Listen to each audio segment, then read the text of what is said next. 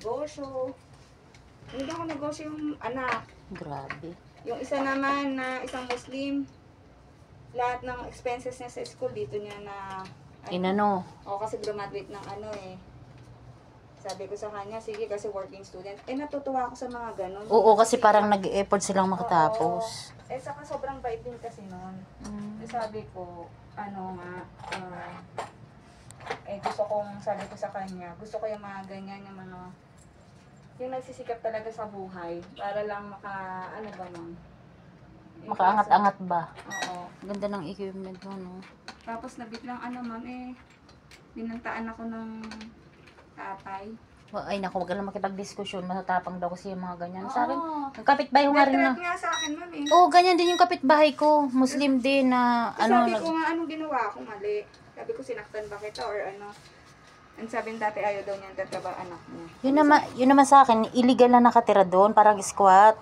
Pero, wag ka. Mukhang siga-sigaan yun. Oo, ang sarap. Kaya sabi ko, naku, iba talaga pag Yan mo na, babalik sa kanila yung mga ganung ginagawa nila. Sabi ko, sabi ko, close ko na to. Si Lord naman, padala naman. Hindi, parang on call ka na lang. Parang kunyari, pagka kinol ka, ayun nga. naman ang lapit-lapit mo lang naman. Parang on call ka na lang. Yun nga Kasi, ginawa ko. Mahirap din naman na walang Yun nga. Siyempre namin. Actually, ma'am, nagbo-boring ako kasi basta naiya ko ng marami akong ginagawa. Oo. Kasi parang yung katawan ko, Hinahanap-hanap yun. niya. Ganun talaga. Mas napapagod ako ng walang ginagawa. Parang muibigay ba yung katawan ko, ma'am, kapag yung cellphone lang. Although kahit nag-cellphone ako, nagsasagot ako ng mga inquiries kasi TikTok, 2 TikTok yung hawak ko. Tapos yung 3 page namin. Kaya sabi ko, sayang din. sabi ko ayoko din i-close kasi ito yung unang-unang. Oo naman, at saka ang ganda ng clinic mo. Ito yung unang-una. Hindi nga ito natapos ng renovation. Talagang ang ganda ng mga kaso, ayan nga. Malas sa tao. Yun lang. Wala ka bang mga kapatid or kamag-anak o gano'n? Kapatid, mga professional, mga doktor, ang galing pala. engineer. Kaya, wala ka talagang maanuhan na kasi mga professional pala eh. Mga pamangkin mo, nag-aaral din. Ngayon akong isang pamangkin, pinasok ko dito. Nag-aaway naman sila ng nanay. Sabi ko, mag-aaway dito kasi yun. Sa negosyo yun? Negosyo yun. Dapat puro lang good vibes pag Sabi negosyo. ko, kasi ako, gusto ko lang tumawa ng tumawa. Oo, nga. Problemado ka naman. Gusto ko lang tumawa ng tumawa. Ako din, para din naman akong sabi ko, ayoko nang malungkot. Ang tagal ko nang malungkot. Nag-abroad ang asawa ko 2015.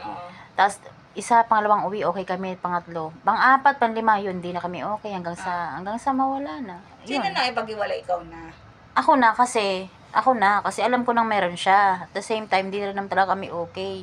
Pero, trinay ko pa rin. Pero kung mabawi-bawi siya, umuwi naman. Pero sa mga bata na lang. Pero, pag naman nandyan, ewan ko, parang, okay naman kami.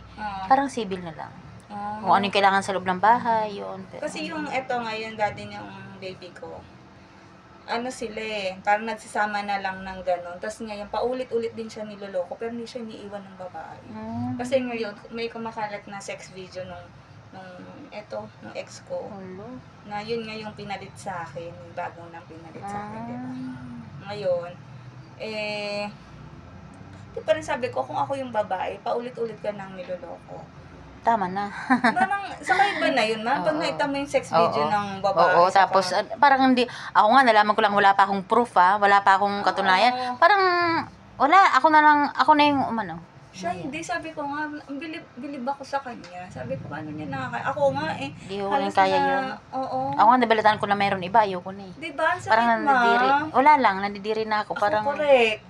Yung makatabi mo man lang.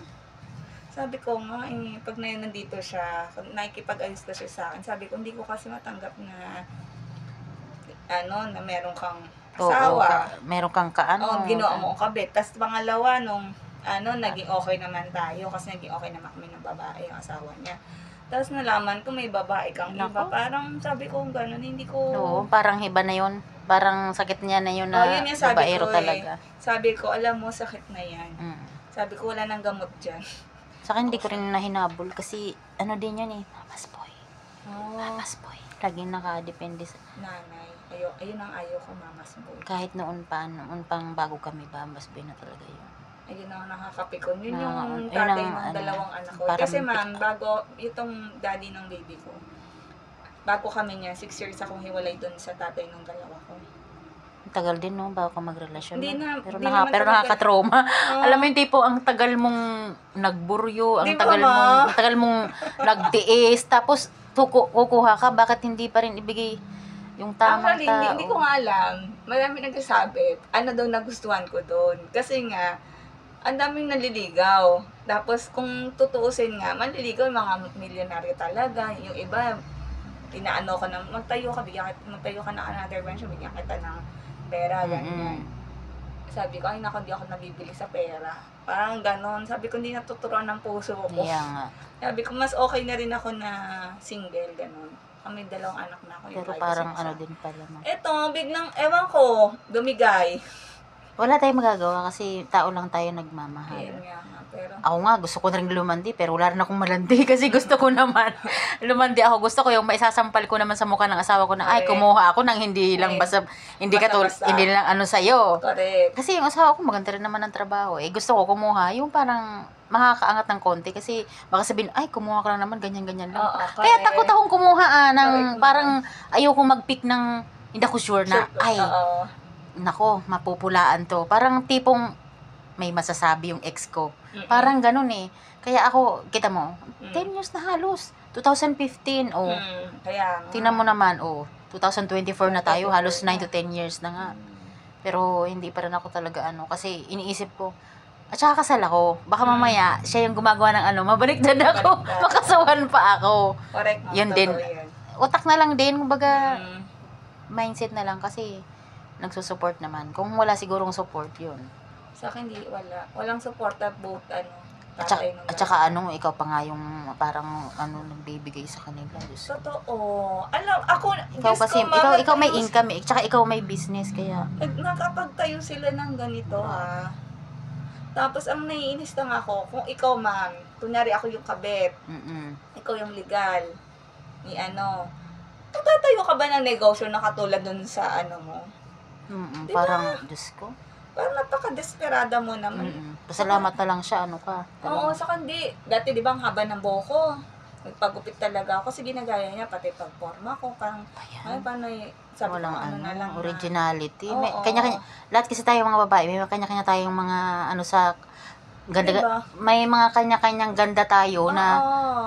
hindi natin maaring i-copy-paste. Kumbaga, ikaw, ganyan ka, Oo. sexy ka, ganyan ang aura mo. Oo. Ako ganito, medyo chubby, medyo ano, Oo. ganito lang ang aura ko. Pero, di ba? Ako wala akong- Depende, paano mo siya i-handle ang Oo, sarili oo. mo, ma. Pero yung, Oh, kita mo, chubby ako, pero inaano ko yung sarili ko na, ay, feeling sexy kahit Oo. chubby. Parang ganun. Alam mo, di ko kailangan magpa-trying hard na correct. ganito, ganyan, ganito, ganyan. Kasi ako, Ito kasi sinabihan ng trying hard. Natawa nga ako tapos nag-aral siya. Sabi ko sa kanya, taon ako nag-aral nito. Ilang taon ko to inaral. Tapos bago ko pag-graduate ko, pumasa ako ng board exam. Nagtrabaho ako sa ganito. Ang mga ginagawan ko mga artista. Nag-aral ako, nag-experience ako, tapos nag-abroad ako. Tapos nagtayo ako nito. Tapos puro seminar trainings lahat ina-attenan ko. Mula Pinas hanggang ibang bansa kinukuha ko yung training. Kung ano yung mga latest yun ang kinukuha ko. So, sabi ko, tapos pag mamalakihan mo ako ng one-day training ka lang. grabe wala yun. Oo. Kasi, Sabi pa niya sa akin, girl, hindi ako gaya-gaya. Nag-intensive training ako. One-day intensive training. one day Sabi lang pala, Diyos ko, kala mo